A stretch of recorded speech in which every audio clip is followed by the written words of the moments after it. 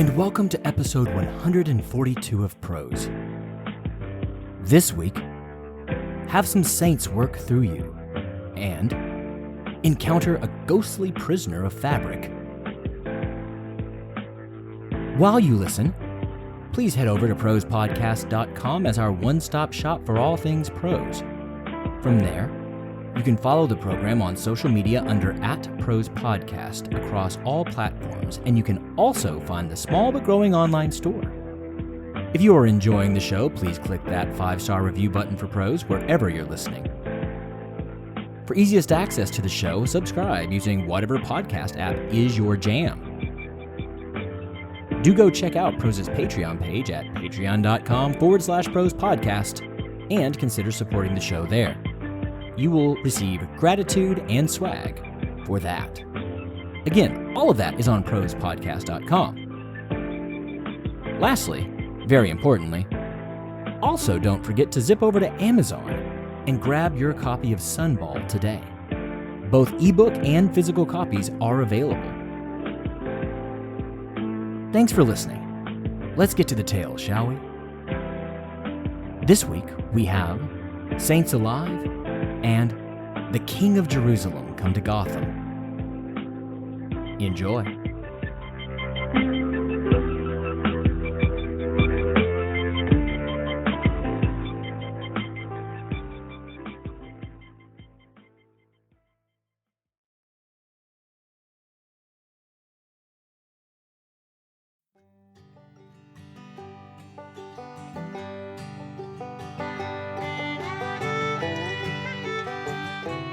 Saints Alive, an original short story by Jared I. McGee.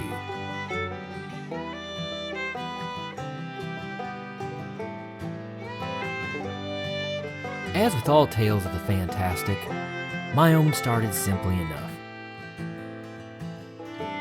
My first Easter egg hunt that I remember, I think I was 3, there in Humble Ford, Arkansas.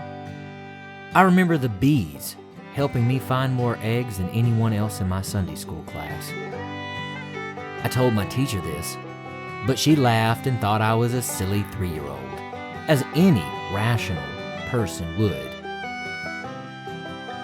On reaching 4, my bee whispering morphed into a very real, observable phenomenon of me being quite good with animals. All animals.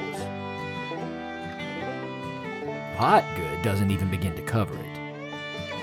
Dogs adored me, cats purred and protected me. Cows ran along the other side of the fence when I rode my bike to and from the small church house on Wednesdays and Sundays.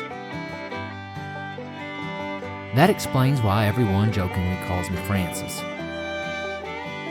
After seeing enough lines of sundry beasts following behind me one too many times, the people of Humbleford threw out my given name and began, indeed, calling me Francis, after the saint. And I still go by Francis. Always have, always will. So you see, it started as a joke. They thought they were being droll, bordering on clever, when, in reality, they were seeing deeply into the fabric of the universe, shearing me down to my very essence and my very core. They were seeing the saints alive in me. All animals seemed to like me, Humbleford's very own St. Francis. But dogs seemed to be even more fond of me than the rest of the animal kingdom. As an adult, this seems like a natural progression, considering my adoration of all canids worldwide. Since I could barely walk, I had been loving toward and fascinated with dogs. Well, when I would walk our small town's dusty roads with my small pack of tail-wagging best buddies alongside me, healing would come to our community. I kid you not. If our band was out in force together, meaning me and at least 4 dogs were grouped for the day, the older population swore their rheumatism lightened up. The asthmatics attested to their breathing coming easier. The diabetics found their blood sugar utterly normal for a day. Moreover, the dogs that took up with me on my little journeys about town, when returning home to their own masters, or for those strays roaming wild, canoodling up with some stranger in the moment, well, those dogs seem to have restorative powers in their slobber. Slice a hand open on the old chain-link fence, let Fido lick it. The skin will reknit itself before your very eyes. Been foolish? Have Sprinkles kiss your face a few times. It was guaranteed your fever would fall, the chills would abandon you, and you would be right as rain.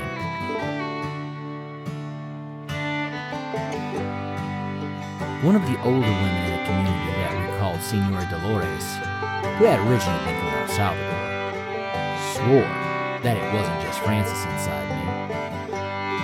She told me of San Roque, the patron saint of dogs, invalids, of the falsely accused, bachelors, and a host of many other things. Apparently, I would know him more as Saint Roach in English, or Saint Rock, depending on who you are. Well, he was famous for being one of the plague saints and was most often pictured with a boil of black plague on his leg and a dog licking it. Not only could he heal the physical, he and his ilk were known to absolve and resolve the collective guilt of the communities they moved in. When she spoke of St. Roach, or Rock, depending on who you are, her eyes would burn in an intense way. It made an 8 or 9-year-old me very nervous, while also making me feel even more special than my being dubbed Francis, after the saint.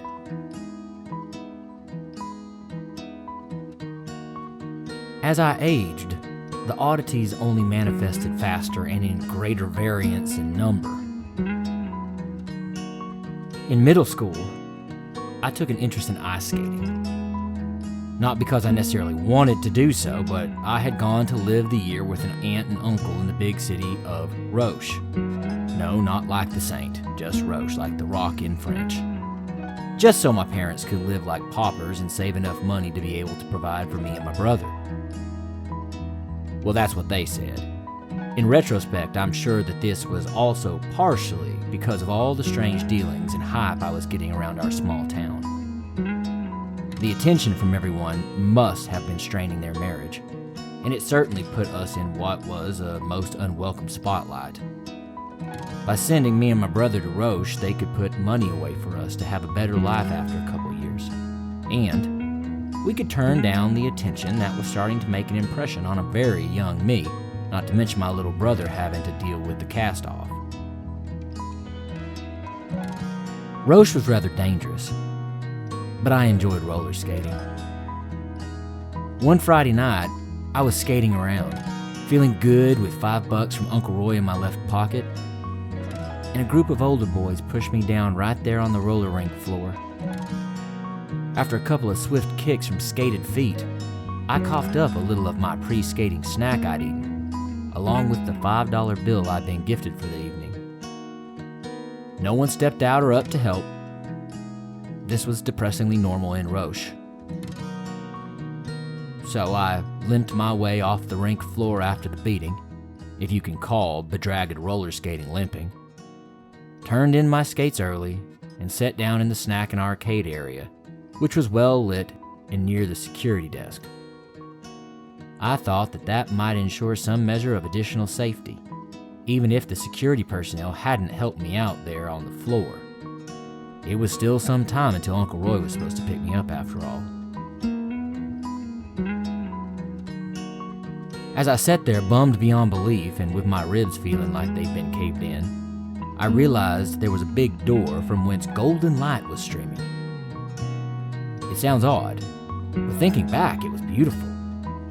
It really did seem Narnia-esque in my brain, a light in the darkness. Well, despite the bad turn for the evening, I walked over to the door and peeked through the glass. Another door. Curiosity got the better of me and I went through door 1 to door 2. Through that little glass porthole, I saw a magical winter wonderland. It turned out that this one of the many roller rinks in Roche was actually a combination roller and ice skating rink. I pushed through the second door and made my way into icy Narnia. Unlike the roller rink, everything was beaming. From the pristine cleanliness of the place to the massive spaces being well lit to the literal faces of the people there. One of the attendants came out from the skate rental and noticed the stamp on my hands from the roller rink. She asked me if I'd like to rent skates. I explained that I didn't have any money, nor had I ever ice skated before. The woman's intuition must have been rather keen because she waived the fee, helped outfit me with ice skates, and called over a couple girls in sequined costumes to help me get out onto the ice. I had always loved figure skating. My mother and father riotously cheered for the skaters, and not just during the Winter Olympics. Anytime skating was on TV, we'd be watching and supporting. But to have two real-life beautiful figure skating girls who were older than me be my two tutors for my very first time trying my hand at ice skating myself? Whew! That was something special beyond measure to young me, especially after having just been walloped for my dinner money. After that evening, I would go back to the rink, but only ever the ice rink side. Sometimes I would skate. Sometimes I would get a 50-cent hot chocolate and watch the figure skaters practice their jumps and turns. If I was lucky, they'd practice their entire programs in miniature to music from a little personal speaker set nearby their space they'd carved out for themselves on the ice. With my continued presence, I became a bit of a mascot for the girls. At first, it was clearly because I was a quiet, chunky, glasses-wearing, well-meaning boy who was rather enamored with both their sport and them. However, even more quickly it became apparent that when I was there in the rink, the girls could do things they just could not in my absence. Jumps became higher, spins became tighter, sprints became faster, and on and on and on. When the time came for me to go to the rink one last time to say my farewells before returning to Humble Forge and my parents, the die-hard figure skaters were crushed. Even though none of us could verbalize what precisely was going on, we all knew that there was somehow a connection between my being around and their amplified successes on the ice. It wasn't until years later that I realized that this was Saint Lidwina, patron saint of ice skaters, working her magic and mysticism through Lil me.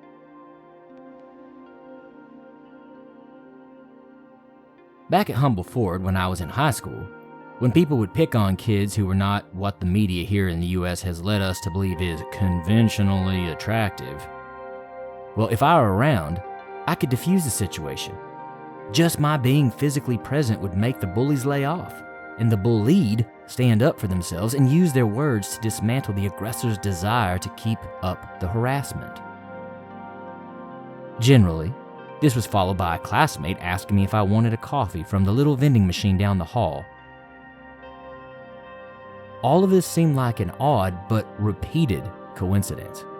Repeated time and time and time again. By high school, though, I knew full well that there were no odd but repeated coincidences in my life. A little bit of research in the Compendium of Saints that I'd received several Christmases back let me rather quickly find the entry for Saint Drogo, listed as the patron saint of shepherds, coffee, and, you guessed it, the ugly. The saints just kept working through me. Coincidences, again, are one thing, but when something happens 100% of the time, only if I'm around, and with such unthinkable intensity as to make what is happening all but impossible, I'm sorry, but that buggers credulity. My return to Humble Ford? In the wake of it, 5 divorced couples got back together. Anytime I was away, marriages fell apart. When I was present, they were strong and divorce was unheard of. That's good old Saint Gumarus, patron saint of childless people, courtiers, cowherds, glove makers, hernia sufferers, separated spouses, woodcutters, and oh, wait for it, difficult or troubled marriages. People struggling on diets love to have me around. They shed pounds and never seem to have cravings. Hello, Saint Martha, patroness of 100 things, including dietitians and the dieting. I'd walk into a room and the internet speeds blazed. Saint Isidore of Seville, patron saint of the internet. Drought gripping the land and need rain? I'd show up. It would rain. Rain causing catastrophic flooding in the area desperately needing a respite from the deluge? I'd show up. It would stop. St. Theodore of Sicyon, patron of calling and banishing rain. The problem with so many saints, with so many patronages and powers, is that it's sometimes difficult to say what effect I was having on the world and when and through what saint. I mean, not always. St. Francis was obvious there in the beginning. But let's say one of my favorite saints, St. Julian the Hospitaller. He's the patron saint of boatmen, carnival workers, childless people, circus workers, clowns, ferrymen, fiddle players, clearly hospitallers, hotel keepers, hunters, innkeepers, jugglers, knights, pilgrims, shepherds, people seeking somewhere to stay while traveling, wandering musicians, and, my favorite of all, murderers. Now, I've never met a murderer, but what would my presence do to him? Have I already acted through the spirit of Julian the Hospitaller? How many jugglers and wandering musicians' paths have I crossed and affected unknowingly? I also can't help but think of St. Jude. Have I ever turned the tide on a lost cause? How would I know if so? I never seem to channel the Big 11. You know, the disciples, nor any of the other big dog intercessors that Catholics call upon. Mary herself and St. Michael the Archangel were not present in my, for lack of a better word, superpowers. Lacking those heavy hitters never seemed to make my life more difficult, though. Truly, I was always happy for it. Can't really explain why, but it's the unvarnished truth. Seemed to me to make things a little less complicated.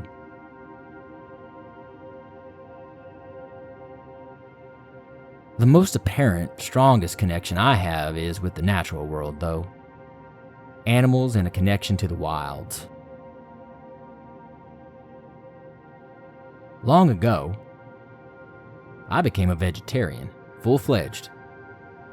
I guess this was the result of those connections having a reverse effect on me. It does work both ways. St. Francis was my earliest exalted puppeteer and has always stayed ever present in my daily life. St. Roche was there early on too, so there you go. Oddly enough, the patron saint of mathematicians, opticians, and metalworkers, and the saintly cure of rabies is also the patron saint of hunters, of all things. His name was Saint Hubertus, often simplified for our modern ears as Saint Hubert. His odd mishmash of patronages makes sense if you read his entire narrative and the history of his veneration, but we're not going to do that. The important part to me, that provided some insights for me and who I was and who I was becoming, was that St. Hubertus became a proponent for ethical hunting. That was part of his story. He was given the gift of God's word through a wild stag, who helped Hubertus to understand that animals were above humans in their innocence and lack of guile. We are meant to have compassion for them. We are to venerate them in their own right as God's creatures. To kill an animal, one should be in desperate need of food, and then a shot should only be taken if the beast can be humanely killed. No clean shot, no kill. No quick death assured, no kill. Trophies are an affront to God. Harvesting the young and the strong, that's a slight to the divine. Snuffing out the light of a mother who has young still at heel, that results in a ticket straight to the ever-burning fires, my friends.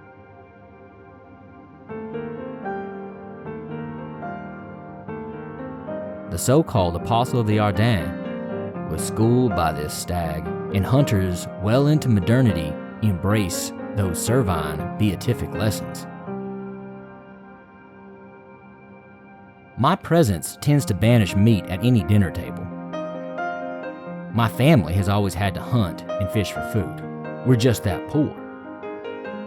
And yet they tend to lean away from it when I'm near.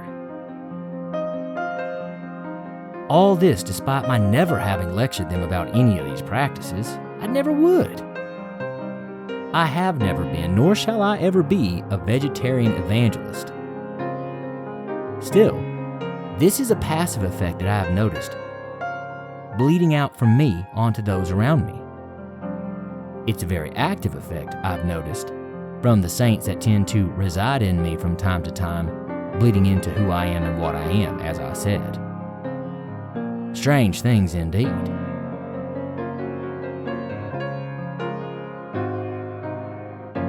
As with all tales of the fantastic, my own started simply enough, but it has long ago become rather convoluted. I have no doubts that it will end as simply as it started. But I also know that the same simple to convoluted evolution will probably mark my life story in the wake of my death. I have long since ventured out into the wider world, moving here, traveling there, but I always return to Humbleford and the quiet life I've always had there.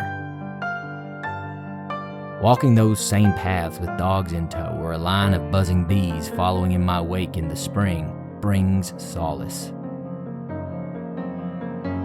That too just might be derived from the saints taking up residence in me here and there over the years. Many of their stories hold a desire for simpler times, for solitude and peace, for citadels of calm. Then again, maybe that decision is my own. Maybe I'm not all that special. Maybe I, just like everyone else, need to go home, bask in the familiar, and find real miracles in normalcy.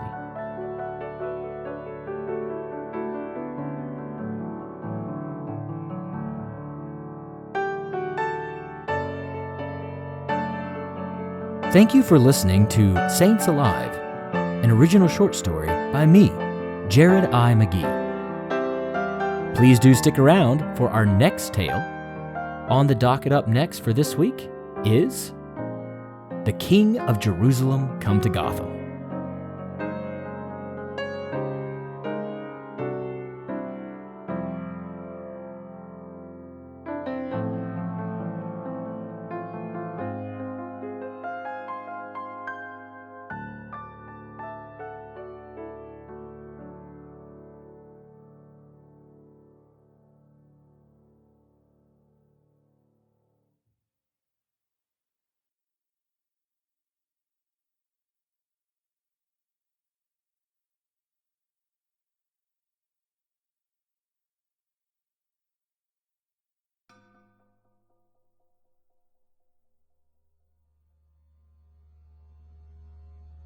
The King of Jerusalem Come to Gotham, an original short story by Jared I. McGee.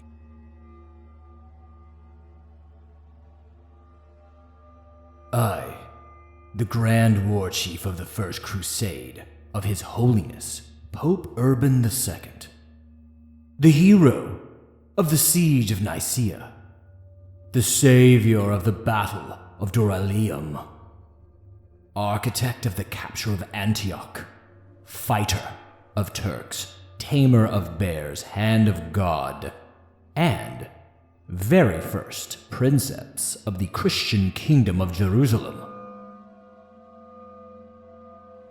I am somehow stuck in this hellish in-between space between God and Lucifer, tied into and onto a moth-bitten tapestry on this abominable stone wall of some Iberian fortress.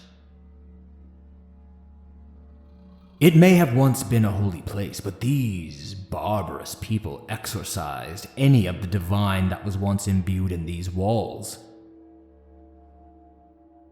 Men and women in scandalous attire cycle through this hall and stare. They point small black cubes at me. Those cubes often flash blinding lights. Some goggle, more simply give me a passing glance and walk by. My jailers have done me the small courtesy of putting a scroll with my name and one of my many earned and inherited titles on it. Very few of these unwashed passerby peasants read it, however, if they can even read. What is also perplexing is how my counterparts escaped this textile purgatory. 8 other men, venerated through the ages, some I knew and others I did not, but all of whom I knew of, once sat with me. Now they are dead threads. Why am I the unlucky one of our band to remain? Are my sins so much greater than those pagan warriors of old? Surely, Hector's loss of Troy is a stain upon his soul. Alexander murdered by the tens of thousands. He took heathen witches to bed to boot. He married them. Caesar himself spat into the eye of his republic and died for his hubris. Is that not a weighty sin? Certainly all 3 men are laudable for their martial accomplishments, but they cannot be better than me in the eyes of God. I can better understand the prophet and the great king of the 12 tribes being granted absolution and a way out of this existence. They served the great I Am in ways to which even we crusaders could never aspire. He of the Maccabean revolt against the pagans? Well, he is my brother in arms. Even so, or maybe more, especially because of our parallel lives, I find his emancipation even more troubling than the others. Our deeds are so similar. I feel as though we are on equal footing before the Lord and before history. The hammer and I both cleansed God's holy city of apostates and non-believers. We led our peoples in his name and eschewed all glory that might have been heaped upon us, instead diverting it to Yahweh and his glory, his abundance, his prowess. Yet Judah has been granted his freedom, and here I remain.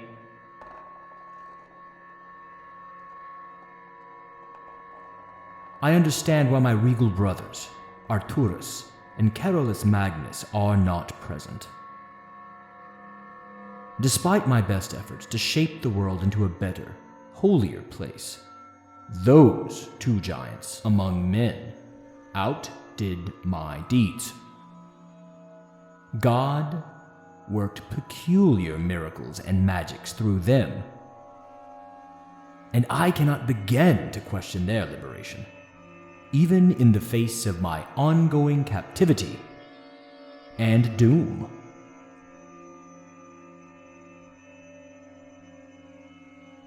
So, Here I sit, here I remain, held and turned in fabric on the walls of sundry holy retreats pieced together by a people who do not know God. Incarcerated among bric-a-brac of the ages I am, as if I were a part of a mummer's show at which to gawk.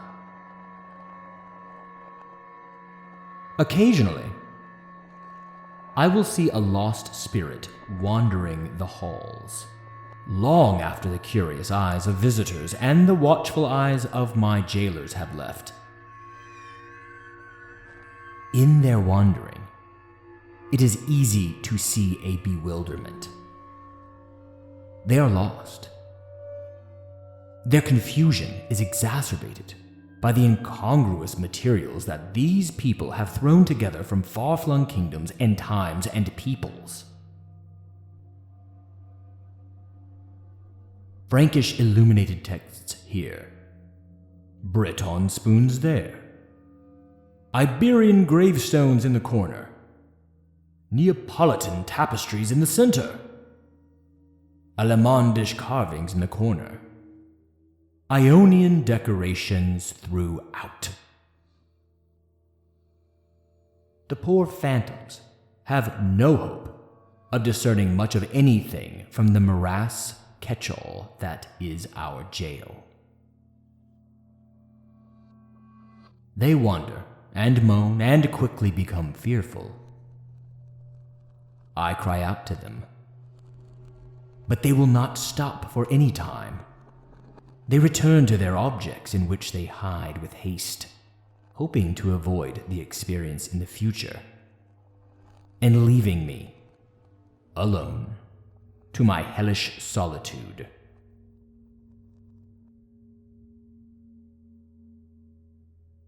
I ruled over Jerusalem as the first citizen for only 1 year. But surely, that begs for heaven. Does it not? Oh, instead, I rule over a grand hall dedicated to nothing and everything all at once. The peasants that shuffle through these halls, slack-jawed, speak of a wider, vaster world that sounds more stimulating, but it also sounds like many of the descriptions of the horrors of Babylon that the priests used to tell us as boys. I am both intrigued and appalled that such a place exists outside of these walls. I have prayed the same prayer every night for nearly a century, and I will continue praying until I am free. Dieu Tout-Puissant, je te supplie de me pardonner mes nombreux péchés et de me permettre de sortir de cette prison. Permettez-moi de rejoindre les 8 autres frères de groupe 9 Preux. Almighty God, I beg of you to forgive me my many sins and allow me out of this prison. Allow me to join the other 8 brothers of the group of the 9 valiant. Amen.